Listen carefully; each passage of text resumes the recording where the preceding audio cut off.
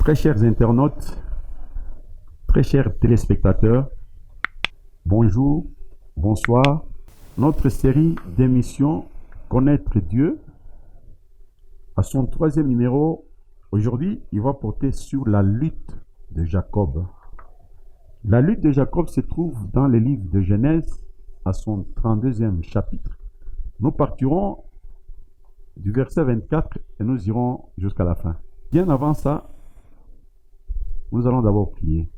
Éternel, notre Dieu, nous te disons merci pour cette occasion que tu accordes à ton peuple, afin de chercher ta face.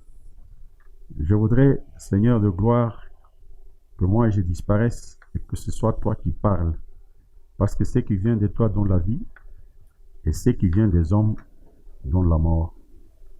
Daigne aussi accorder à chacun de nos téléspectateurs et internautes, à ma sœur, à mon frère, un ange d'intelligence, afin qu'il puisse percevoir ces messages dans toute sa profondeur. Nous te bénirons, nous te dirons merci. Nous avons ainsi prié au nom de Jésus. Amen.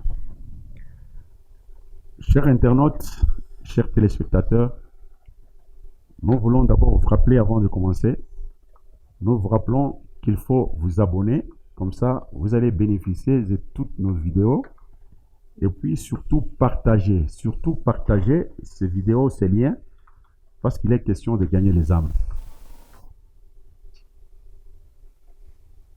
Alors nous commençons aujourd'hui avec notre mission, la lutte de Jacob. La lutte de Jacob, comme nous avons dit, on va nous lire le livre de Genèse à son 13e chapitre. Nous prenons le verset 24 pour débuter. Genèse chapitre 32. Le verset 24, l'entête nous dit la lutte de Jacob. La lutte de Jacob. La lutte de Jacob. Jacob, c'est qui d'abord? Jacob, quand on prend le dictionnaire biblique, on dit Jacob signifie celui qui supplante, les supplanteurs. Un supplanteur, c'est qui? Un supplanteur, c'est celui qui va chez quelqu'un, il prend ses faveurs, il prend ses droits, il prend tout ce qui lui appartient afin de prendre sa place. C'est ça, un supplanteur. Alors, un supplanteur dans ce cas ici, c'est qui? Un supplanteur, c'est toi. Un supplanteur, c'est moi. Quiconque cherche à marcher avec Dieu, quiconque veut faire la volonté de Dieu, c'est un supplanteur. Un supplanteur dans la mesure où il doit supplanter la chair, supplanter ses désirs charnels qui l'envahissent plus souvent, afin de donner priorité, de favoriser l'esprit, de marcher selon l'esprit plutôt que selon la chair. Bien, maintenant, nous allons prendre le 24e verset. Jacob demeura seul. Jacob demeura seul. Bien aimé, la Bible dit Jacob demeura seul. Quand on veut marcher avec Dieu, quand on veut faire chemin avec Dieu, il faut être seul. D'ailleurs, quand nous prenons le livre de Luc à son 9e chapitre, on nous apprend comment il faut suivre Jésus. On dit, il faut se renoncer et prendre sa croix de chaque jour. La croix de chaque jour, c'est quoi? La croix de chaque jour, c'est-à-dire à toute circonstance. Partout où tu es, avant de parler, avant de bouger, tout ce que tu dois faire, il faut te mettre l'idée en tête que le regard de Dieu sur toi. Il faut que tu te dises que tu es une libération pour les autres. Marcher avec Dieu, ce n'est pas facile. Nous allons voir dans le livre de Genèse, nous verrons des gens qui ont marché avec Dieu. Marcher avec Dieu suppose que l'homme de Dieu doit se dépouiller totalement de lui-même. C'est-à-dire, il doit renoncer à lui-même, il doit s'oublier. C'est ça, marcher avec Dieu. Nous allons prendre des gens qui ont marché avec Dieu, nous allons voir comment ils l'ont fait. Prenons les livres de Genèse. Nous allons voir quand Abraham a été mis à l'épreuve pour offrir Isaac en holocauste. Il a pris les serviteurs, il a pris les jeunes hommes, ils sont montés sur l'âne, ils ont marché. Mais ils ont marché pendant 2 jours. Le 3e jour, Abraham a perçu le lieu de loin. Quand il a aperçu le lieu de loin, il s'est retourné, il s'est adressé à ses serviteurs, il leur a dit, voilà, vous restez par ici avec l'âne, moi et les jeunes hommes, nous partons et nous allons revenir à vous. Il a compris que marcher avec Dieu, on ne peut pas aller avec son ego. L'âne, c'est la gloire personnelle que l'homme a. Il a compris que quand je vais vers Dieu, il faut que je me décharge moi-même. L'orgueil, l'ego doivent rester de loin.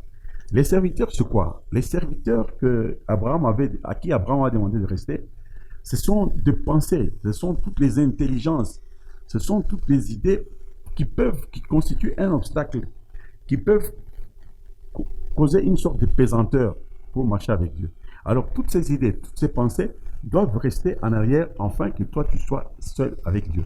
Écoutez, bien-aimés, dans le livre d'Ésaïe, je pense, au chapitre 55, 8e verset, la Bible dit, Dieu dit dans ce verset, « Mes pensées ne sont pas vos pensées, mes voix ne sont pas vos voix. Autant les cieux sont élevés au-dessus de la terre, autant mes pensées sont au-dessus de vos pensées, autant mes voix le sont aussi. » Et vous comprenez que quelqu'un a une identité, qui a une façon de penser à elle, qui a une façon de voir les choses particulières à elle, et que toi, quand tu vas vers elle, il faut te dépouiller, il faut être seul, parce que si tu vas avec les pensées, donc vous ne ferez jamais marcher ensemble. Vous ne ferez jamais semer ensemble. Je prends l'exemple de Jésus. Quand vous prenez le livre de Genèse, chapitre 20, je prends le livre de Matthieu, à son 27e chapitre. Je prends le verset 45, je crois qu'on ne peut pas lire, ça ne sert à rien. La Bible dit, des 6e heure à la 9e heure, il y avait des ténèbres sous la surface de la terre.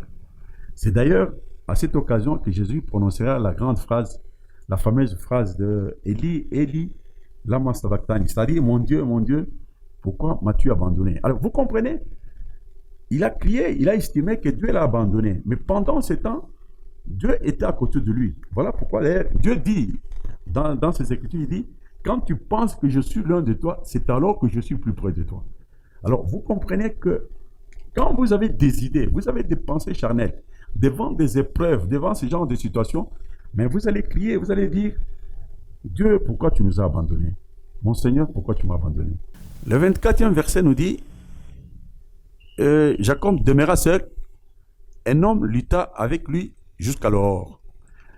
Bien-aimé, l'aurore signifie les débuts de la journée. Dieu ne marche avec l'homme que pendant la nuit.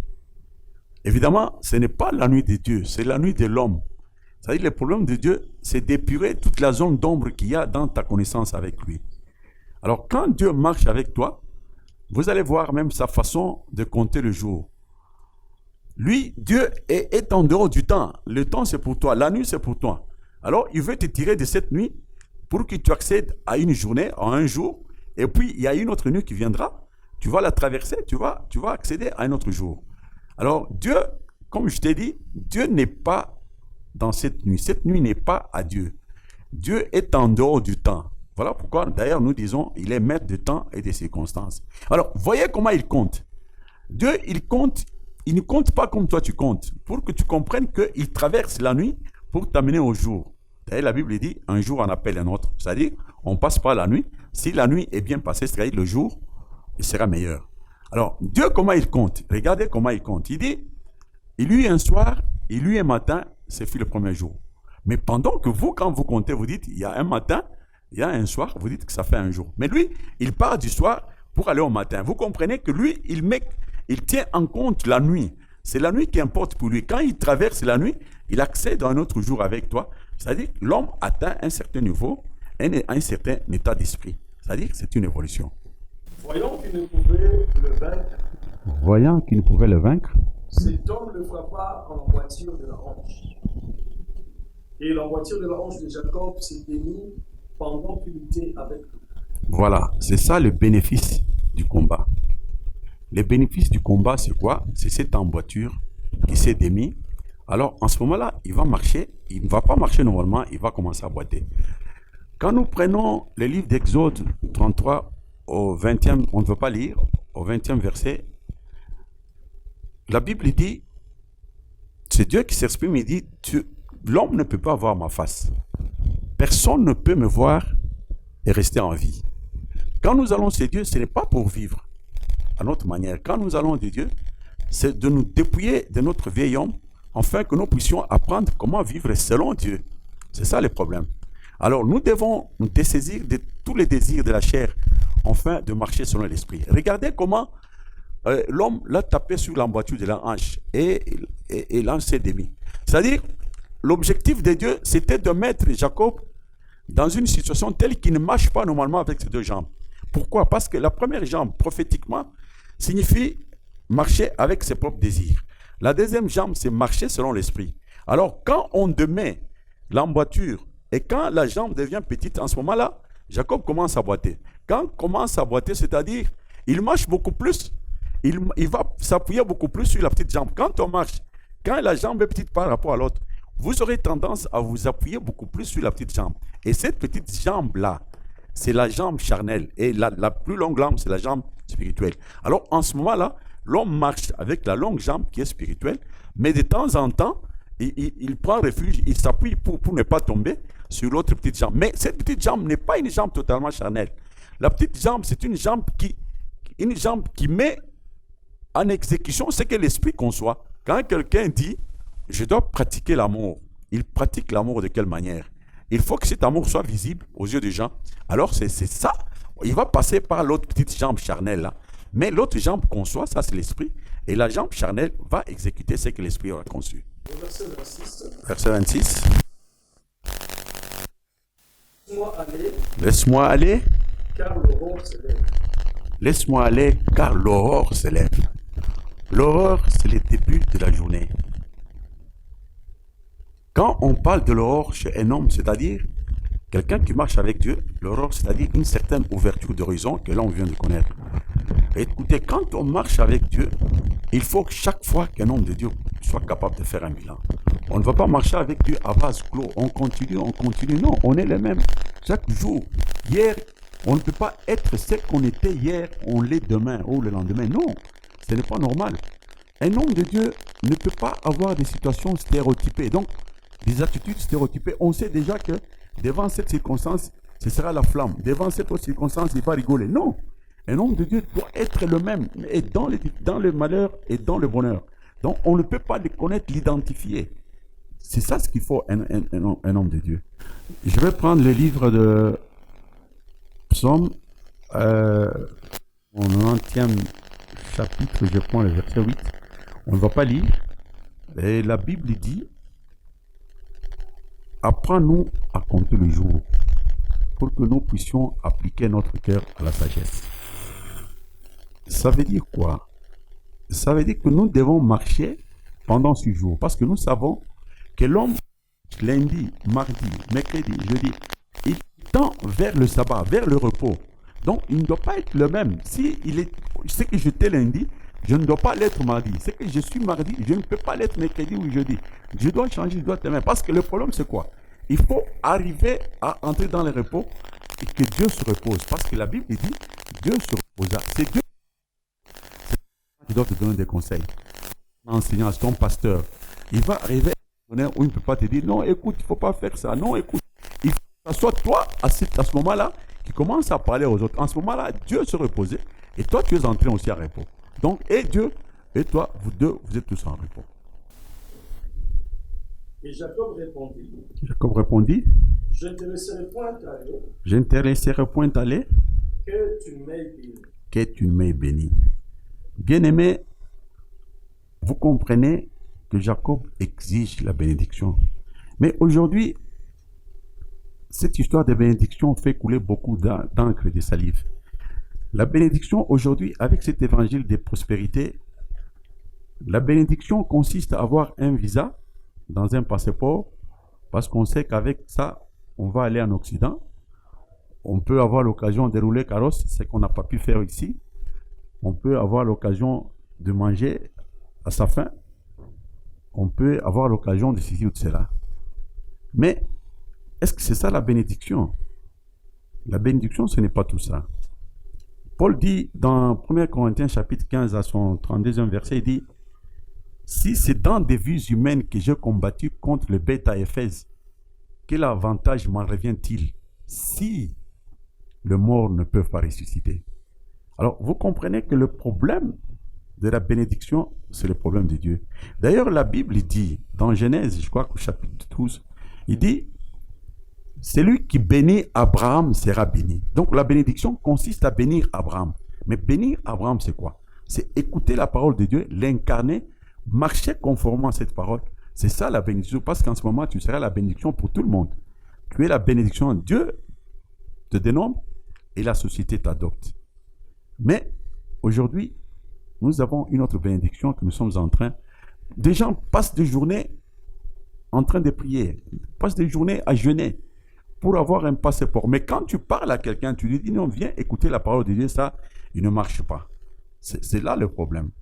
La bénédiction de Dieu consiste à ce que l'homme de Dieu accède à un nouvel état d'esprit. C'est-à-dire la façon de prendre les choses de Dieu. C'est ça le problème. Nous ne voulons pas, nous, on ne refuse pas. On a besoin, on a des besoins, on a besoin de rouler carrosse, on a besoin, tout le monde peut rêver. Ça, c'est tout à fait normal. Mais quand nous faisons des priorités, ceux qui n'en sont pas, c'est là où commence le problème. 27. Il lui dit, Il lui dit, quel est ton nom? Et il répondit, Jacob. 28. Il dit encore, ton nom ne sera plus Jacob, mais tu seras appelé Israël, car tu habitais avec Dieu et avec les hommes. La Bible dit, ton nom était Jacob, maintenant on ne t'appellera plus Jacob, on va t'appeler Israël. Alors on explique pourquoi. On dit, parce que tu as vaincu Dieu et tu as lutté avec les hommes, tu les as vaincus. Tu es vainqueur, alors on t'appellera Israël. Il y a deux paramètres bien aimés. Il faut bien comprendre. C'est-à-dire qu'il faut d'abord vaincre Dieu et après tu vas vaincre les hommes. Comment ça va se passer? Vaincre Dieu en tant que parole. Parce que Jean chapitre 1er verset 1er dit, au commencement était la parole était avec Dieu et elle-même était Dieu. Alors vous comprenez que il faut écouter cette parole, il faut arriver à l'incarner. Quand tu incarnes la parole, tu commences à transpirer cette parole, tu parles selon la parole, tu marches selon la parole. En ce moment, la société va t'adopter. Quand la société t'adopte, les gens t'admirent. Regardez quand Jésus était sur la croix. Tous les centeniers l'ont regardé, ils ont dit, assurément, cet homme, c'est un fils de Dieu. Et il faut que ce témoignage soit porté sur toi. C'est ça le problème. Alors, comment est-ce qu'il faut être adopté par le... Le livre de Romains, à son 14e chapitre, je prends le verset 7, on dit, nul ne vit pour lui-même, nul ne meurt pour lui-même. Car que nous vivions ou que nous mourrons pour le Seigneur. Qu'est-ce que ça veut dire? Ça veut dire que tu ne vis pas pour toi. Si tu écoutes la parole, tu l'incarnes. Tu vis selon Dieu. Et cette vie doit transparaître dans la société. Il faut que la société t'adopte, comme je l'ai dit. Alors, t'adopter, c'est-à-dire de jeter des éloges, jeter des fleurs pour dire, voilà, certains serviteurs de Dieu.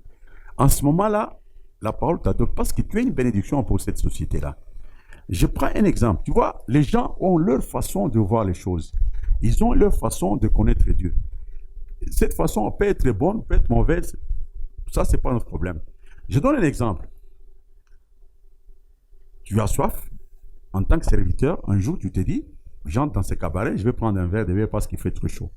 Quand tu entres, tu trouves les gens en train de prendre leur bière là-bas. Mais quand toi, tu entres, ils vont se regarder, ils chuchotent, ils disent, mais est-ce que ce n'est pas le monsieur qui passe à la télévision? Ce n'est pas ce pasteur-là.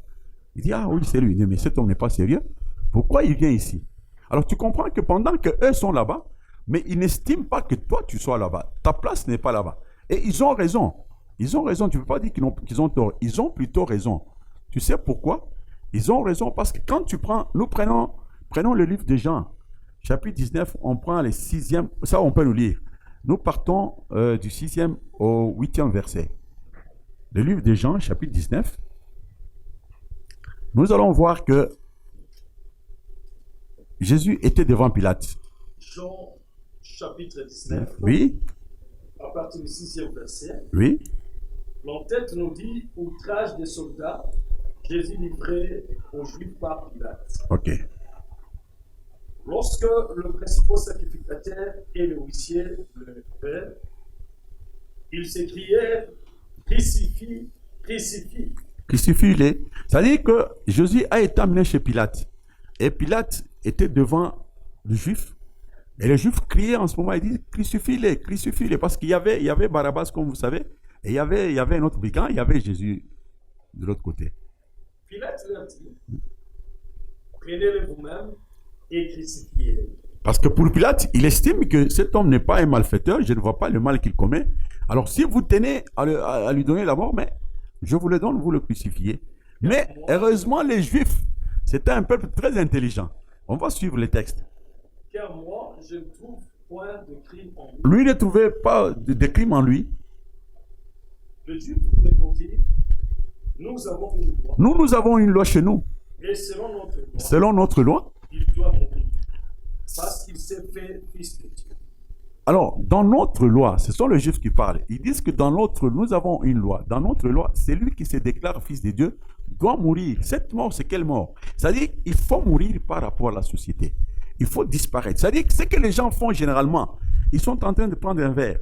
Bon, ils savent que c'est lui qui a dit que le fils de Dieu ne peut pas prendre un verre comme nous, parce que nous ne sommes pas des fils de Dieu. Alors, si lui commence à prendre comme nous, c'est-à-dire, ce n'est pas un homme de Dieu, ce n'est pas un fils de Dieu, donc il a blasphémé.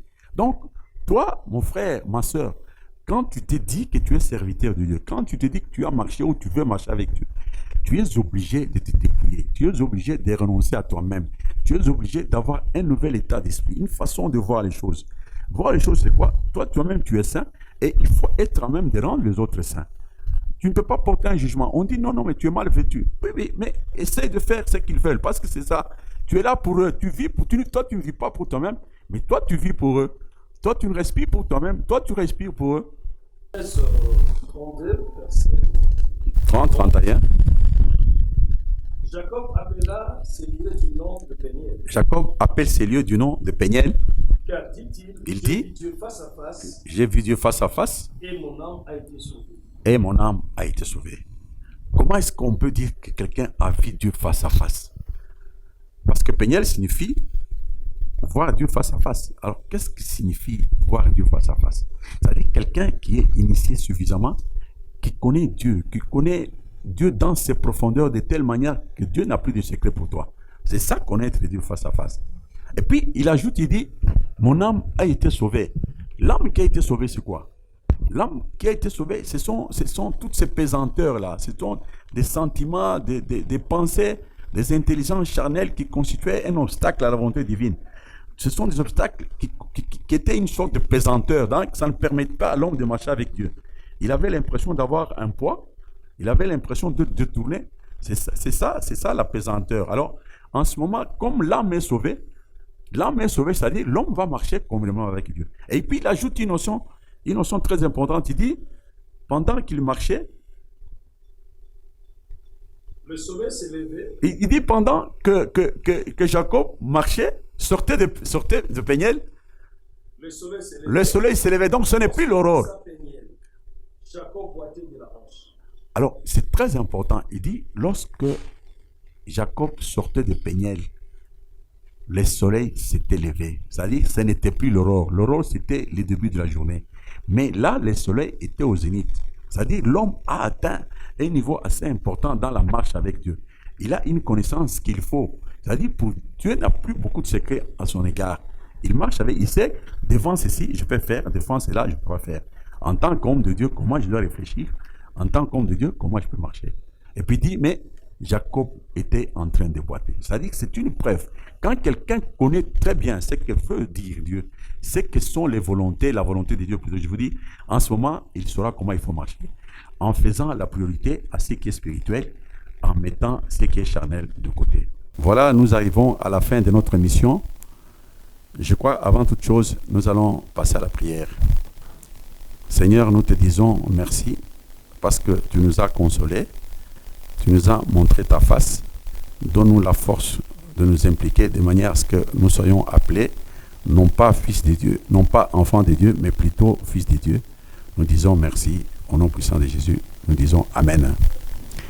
Chers internautes, nous voulons vous rappeler ici qu'il faut vous abonner.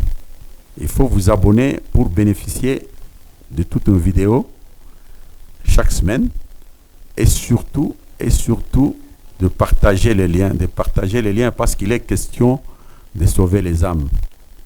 Voilà, nous avons une journée préparée pour répondre à toutes les questions sur les thèmes ou en dehors du thème. C'est-à-dire, vous prenez 3 jours pour suivre la vidéo, vous élaborez vos questions, vous les préparez, vous nous les envoyez, vous nous les faites parvenir, parce que nous allons préparer une émission spéciale après 3 jours où nous allons nous occuper de toutes vos questions. Nous allons vous donner des réponses, des questions portant sur les thèmes ou des questions en dehors de thèmes, mais des questions bibliques. Nous sommes prêts, l'apôtre est prêt, il va répondre à toutes les questions. Nous vous disons merci, nous avons fini pour aujourd'hui.